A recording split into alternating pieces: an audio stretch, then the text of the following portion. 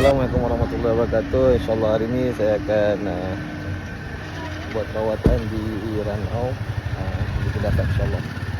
Jadi kita selamatkan insyaAllah. Ada rawatan kecemasan di Ranau ini yang perlukan bantuan insyaAllah. Semoga Allah mudahkan urusan hari ini insyaAllah.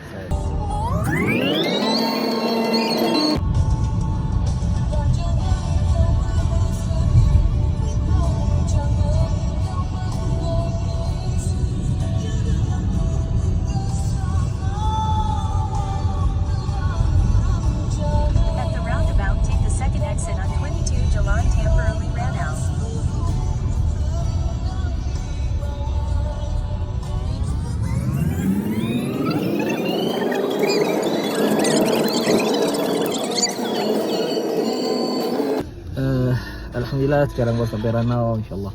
Sekejap lagi kita teruskan ke baru sampai Kundasang, insyaAllah kita akan teruskan ke Ranau insyaAllah. Semoga urusan ini dipermudahkan sebab apa sakit ini pun dalam keadaan kritikal insyaAllah. Semoga Allah mudahkan urusan ini insyaAllah. Jom kita teruskan.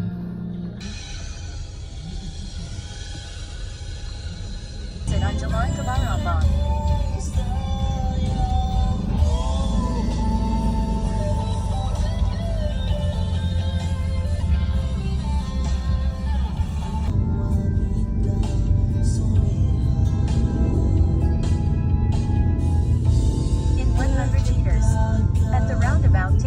Exit on Jalan Masjid.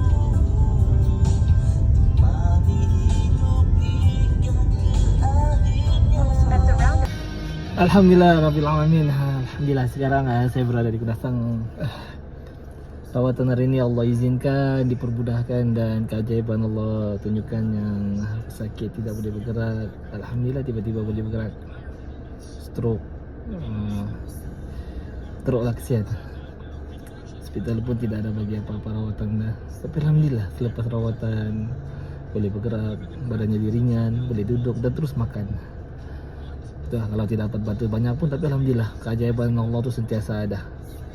InsyaAllah semoga pesakit terus diberikan kesembuhan oleh Allah SWT dan terus mendapat kesembuhan insyaAllah. InsyaAllah.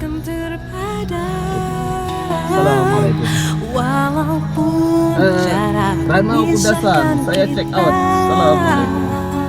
Namun kisah ini tersimpan abadi.